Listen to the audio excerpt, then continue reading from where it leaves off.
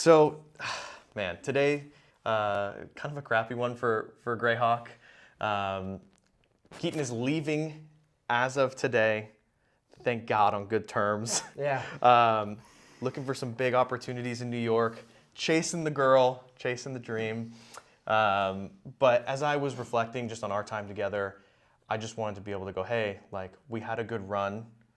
I think we both wanted to keep working with each other, and it just, life happens. It didn't work out. But I think as I reflect on my time with you, I was like, I bet you've done that too.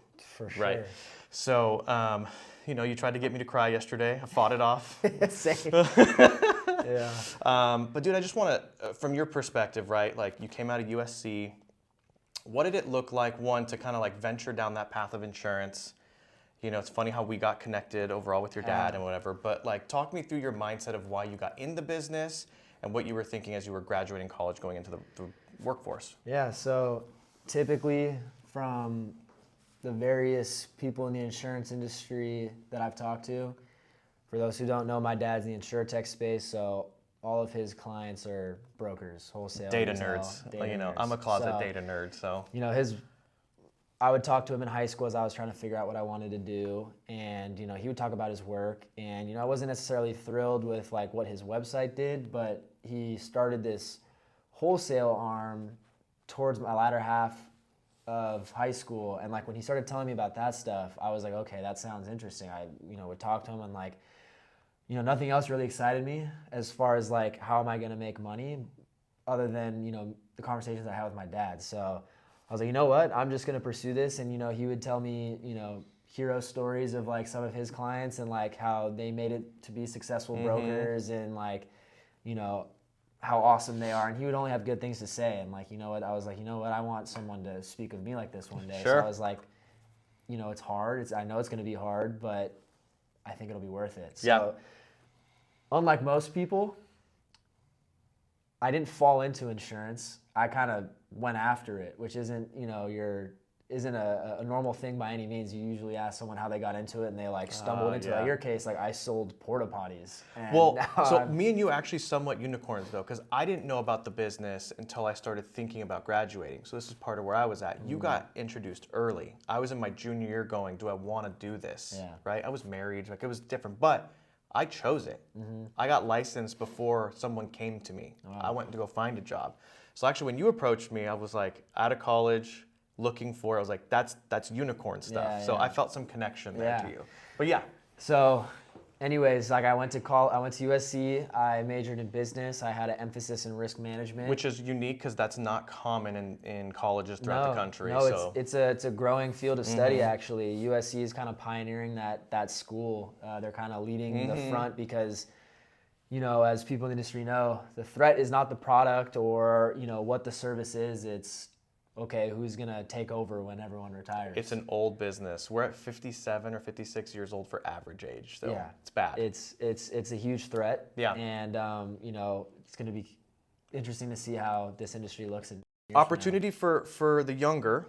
I mean, now we're 13 years apart or something now, Yeah. but like I still consider myself younger. But in your shoes, I was like, I'm gonna outlast all these cats. Literally. So you have a lot of opportunity, lots of threats though for a lot of different people. Yeah, and that's another reason that attracted me here was because you can see the lifestyle that these successful individuals have in this industry, and it compares to the lifestyles in finance, real estate, all that stuff. And I was like, there's not as many people going after it, which means by nature it's going to be less competitive. And on top of that, there is a plethora of opportunities. It's just like it's a hidden gem, and it's like the first people who panned for gold in California, like they were like, this is awesome. So like I kind of have that same feeling and that vision of like you said, it won't be hard to outlast them as long as I stay healthy. But, yeah, of course. It's a matter of time, and just being diligent and trying to become an expert. And once I become an expert, there's nothing stopping me.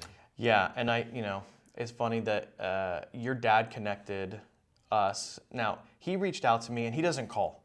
So I saw his name on my phone. I'm like, what the hell? Is something wrong? Did I miss my bill or something? Yeah. And he was like, hey, I have my son. He's graduating from SC. You'd done an internship at some of the big houses, right? Yeah, it was Hub. Yeah, so big company. And we can talk about that a little bit. But he was like, I think he would be a good fit for you guys. And I was like, well, we're hiring young people. It's my model. So yeah, let's talk. So tell me about the hub, experience. It wasn't bad, but tell me why that was kind of like, okay, I still want to be there, but I want it to be different. Yeah. So knowing from a young age, I kind of was familiar with the routes you could go down in this industry, and I kind of knew what I wanted. I was still ignorant to like how things actually worked, though, being young. Yeah. And Hub actually played an important part in me figuring out what I want to do. And nothing was wrong with Hub. I loved my boss. Shout out Bob Jellin. He was a big entertainment insurance guy.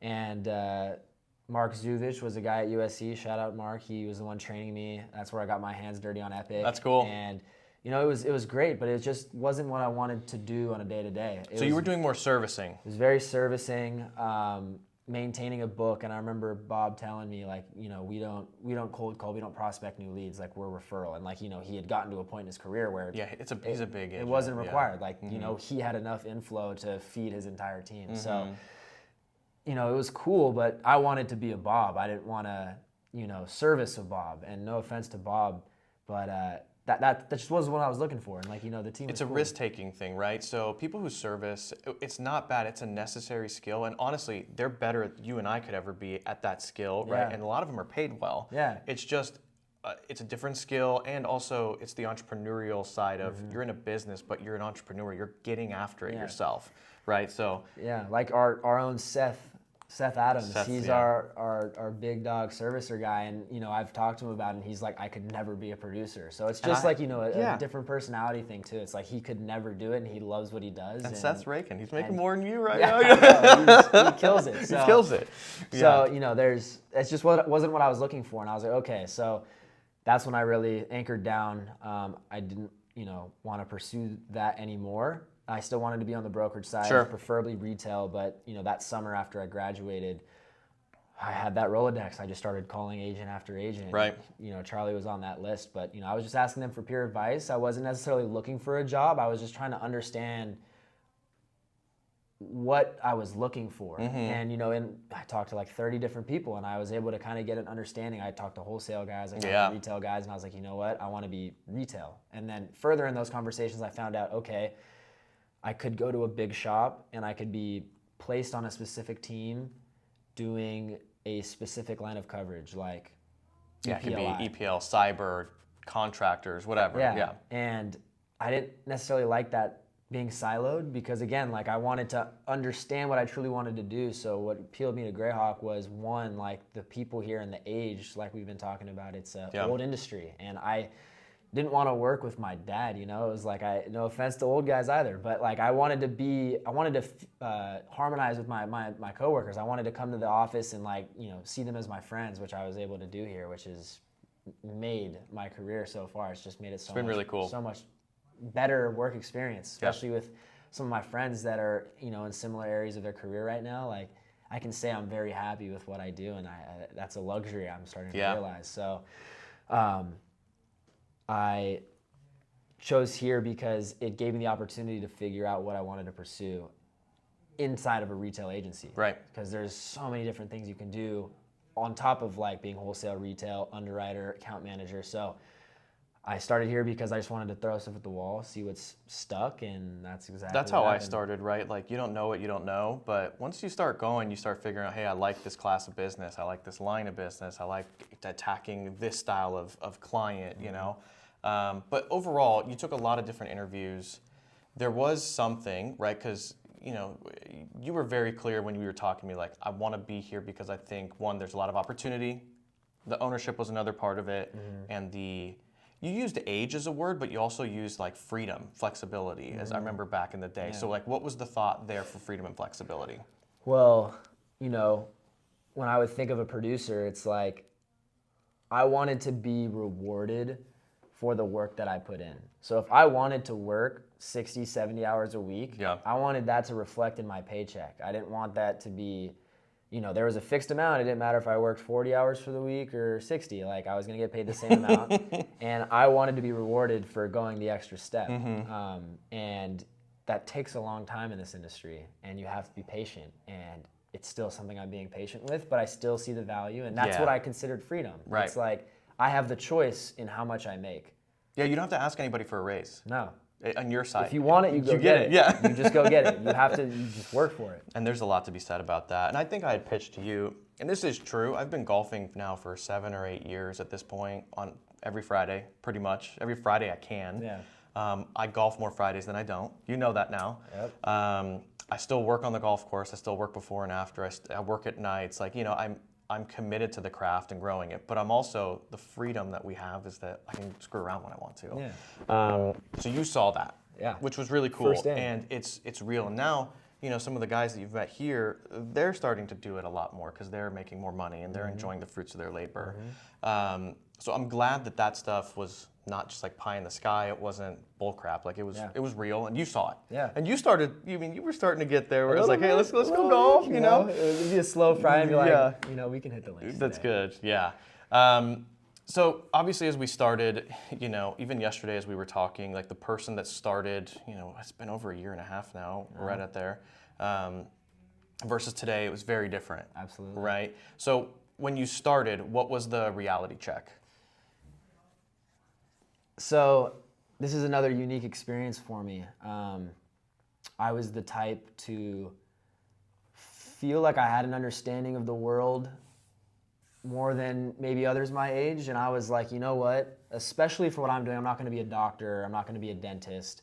I'm going to learn what I need to make money once I start working. I was like, yeah, class is great, but I truly don't think that I'm going to extract the most amount of value, or like, I don't think my time should be dedicated to focusing in class when I know I'm just going to learn everything that I never would have learned in the classroom when I start. So it was different, in all fairness. it was very different. And, I'm not saying that's the case for everyone, like doctors and lawyers or whatever, but for what I knew I was doing, I took that into account when I was in college. I made sure that I was focusing on my relationships. I wanted to have, fun with my friends, like constantly hanging out with them, like, meeting as many people as possible. And most of it was unintentional because like I'm a social person, but that's what I focused on. So when I started work, I knew, once college is over, it's never gonna happen again. So I need to buckle down. So I had my fun, but then, as I was approaching to start, I was like, all right, here we go. Like, this is what I was expecting. This is what I was ready to do. So I was already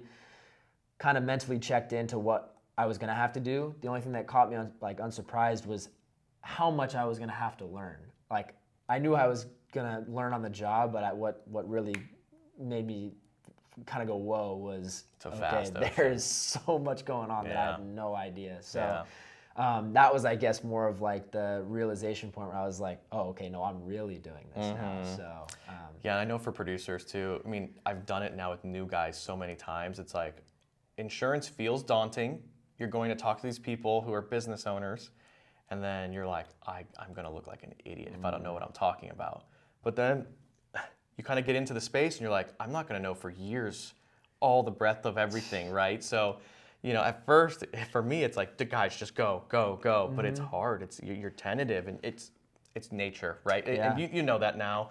It's hard to break through that ceiling of like, I need to go out and sell, but I don't know what I'm doing, but I'll get there. Yeah, right. I mean, you felt that. It's hard because like I consider myself a moral person, and it's like when I'm talking to this guy trying to sell my services, I didn't even know what I was selling. So like, why was I trying to convince someone to go with me? And I knew I wasn't better. I was just like, give me a chance, man. So it was hard, but like reps built, and I started to actually understand what I was talking about, and it takes time, and it's a gut wrenching feeling. It is a gut wrenching feeling. But I always I'm doing it with Brian now, right? Where I'm there like every step of the way. I've definitely felt that with you, where it's like, hey, every step of the way, just get the opportunity and I'll help you. That has value, but explain, because sometimes the big shops don't give you quite as much as that. That can be the downside, but so explain how that was valuable to you once you started feeling like, all right, I'm getting opportunities and all that good stuff. Because I'm not pitching myself, but like mentors matter. For sure, absolutely. I mean, what I value extremely about working here was having the CEO essentially in the next office. Someone with vast insurance knowledge. Just anytime I had a question, I could pop in most of the time and have a very detailed answer.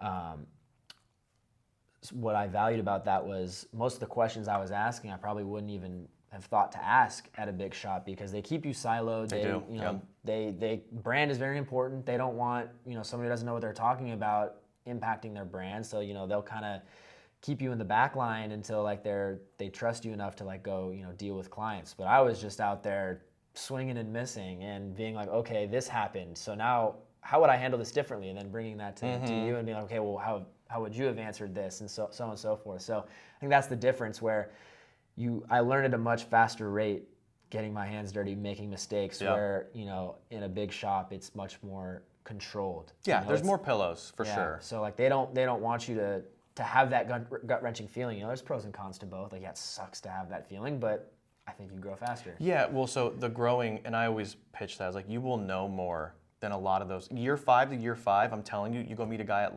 Gallagher, Aon, or whatever, year 5 to year 5, you will be so far ahead of them in insurance knowledge.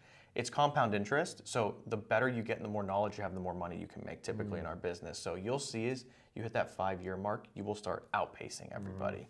So I saw that because I was doing the dirty work. Yeah. So as you were going through, like obviously it's not easy. And one of the things, maybe backtracking a little bit, is I took basically the same deal you did when you started. So I took how little can I make to get by when I first went to my career. And I remember being like, I just need a seat. So how much can I go without to get a job? Yeah. So I respected the hell out of that, which is why, you know, I don't think I ever like said that to you, but like I made 24 or 26 grand my first year of insurance, and it was just enough to cover. Yeah. Right. And my wife was making some money and whatever, but it was just enough to cover. And so I took that risk, which is why I was like, man, if he's willing to do it, I'll take the shot because I've been there. Yeah.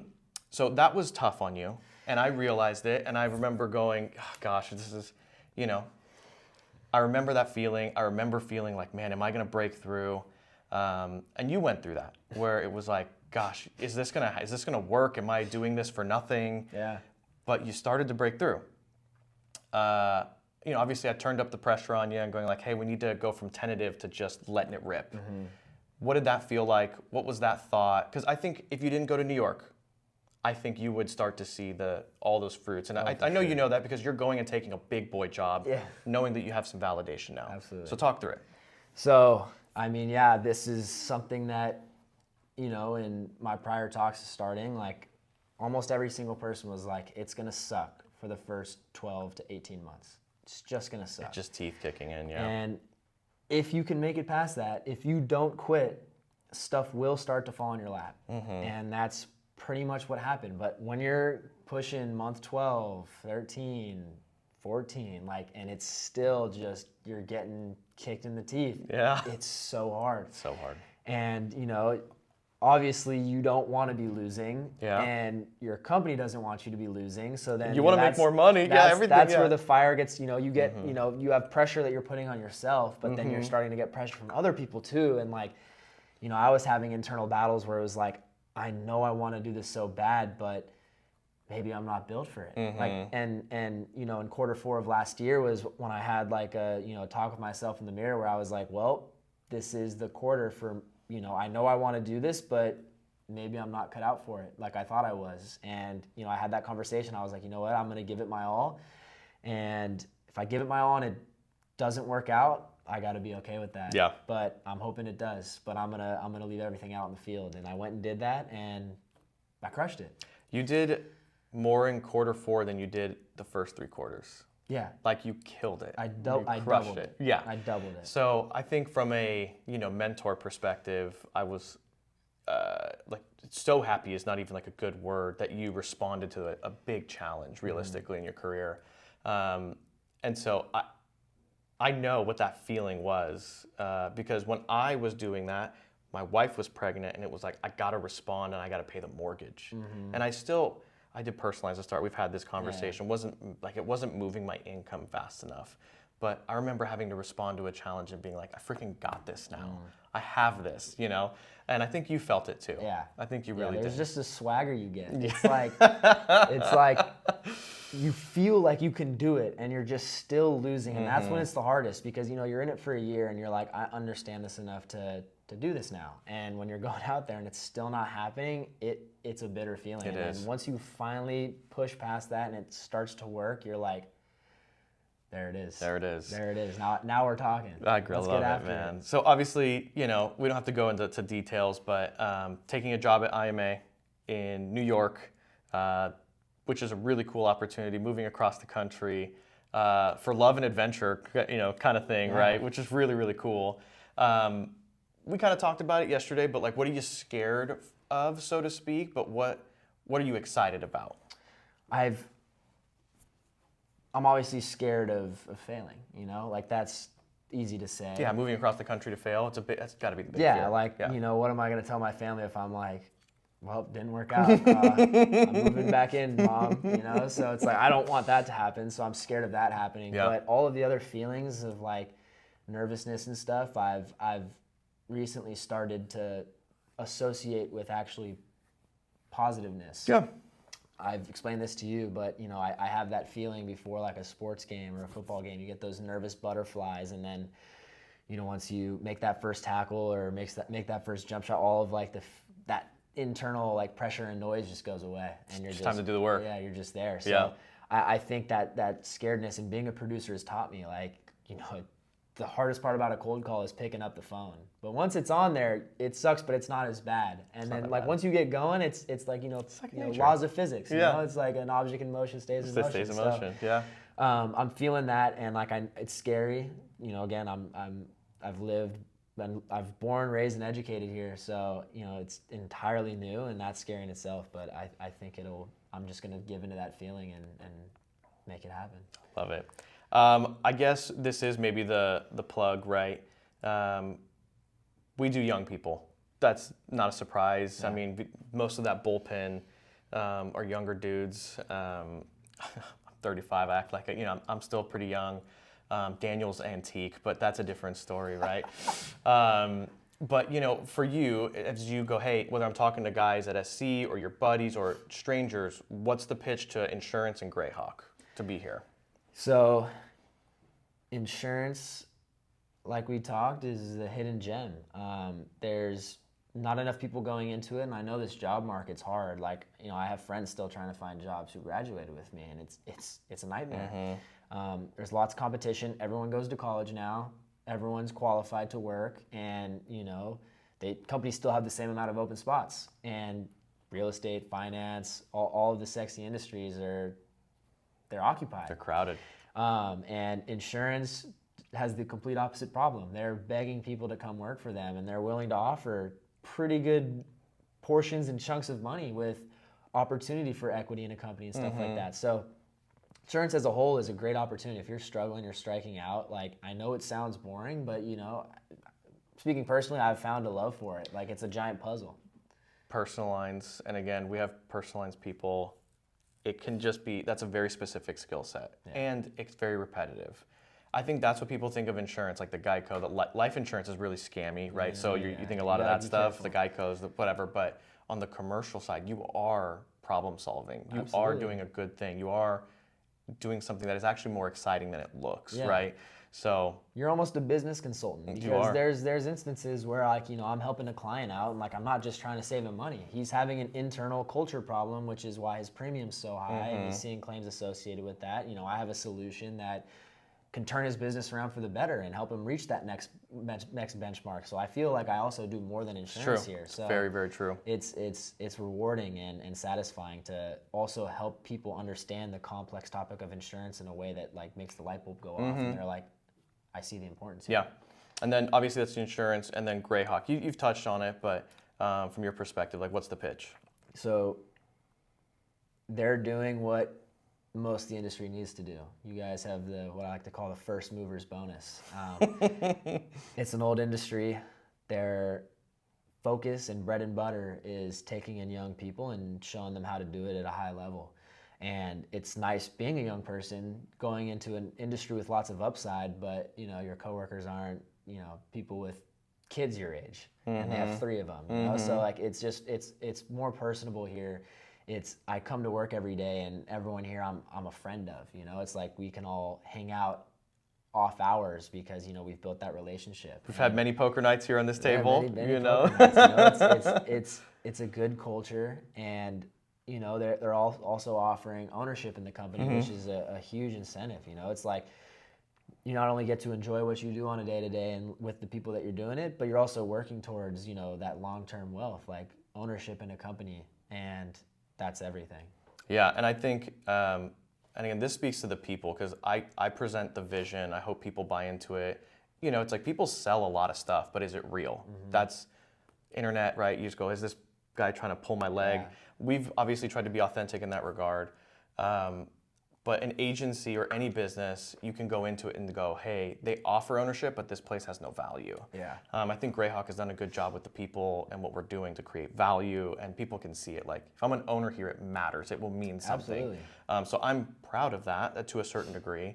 But yeah, I'm happy that worked out. And again, dude, I saw a lot of the intangibles, and that's always the part for me is I'll take anybody that will work hard, and you presented that. I would say if you want like an interview tactic that worked, Keaton did it great. How does this look? What does it look like? Like, you did a great job of just going, give me the info, and then you were like, this is what I want. And you definitely were able to be in a space where you could pick somebody well, because you didn't go, how much are you paying me? What do I get out of it? You were like, are we a good fit? Yeah. And you went about that really, really well, that a lot of kids your age miss completely. I give my credit to Professor Kristen Giacconi. Come on. One of my favorite professors in all of school. Risk management, savage. There was one thing she harped on, and it was culture. She was like, anywhere you go, money will come.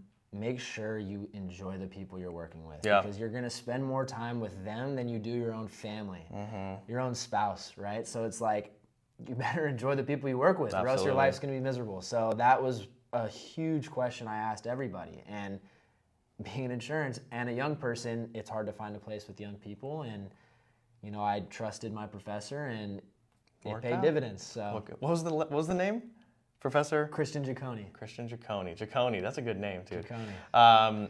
Well, as we kind of wrap, you know, obviously, you know, Greyhawk was sad to see you go. I'm really glad that we leave on like good terms, and we can continue to work together at some point in the future, and you know, somehow have a referral network. But from a business owner perspective, it's how I'd want things to go when people exit, right? Like, hey, we had a good run, life just parted, it was different, and we're good. So I think that's a lot of credit to you, and like, you handled all of your business really well. You took your optics of like showing up, working hard, being available, teachable. You did it all right. So super proud of you for all that. Thank you. And loved having you. And if anybody is interested, right, Keaton is a great resource to go, hey, what does this business look like from a young person? Reach out to him. I'll have his info in the video. If you want to talk to me about a job, it's not an easy business to get into. It's hard work. You get kicked in the teeth, but it is the best kept secret of all time. So if you're interested in all that and you want to make a lot of money after you're done getting your teeth kicked in, talk to me. Everything comes at a price. Yeah. Well, and again, this is the wrap for me, but it was a pleasure. It was a pleasure working with you, man. I'm so sad to see you go. I tried to keep us. I almost made it through this whole thing. It was an honor to be a part of your story. It's an honor to mentor you, and dude, I love you. I'm glad I get to say it, and I wish you the best, and I hope it goes really well, man. Big love, bro. Oh, almost made it, man.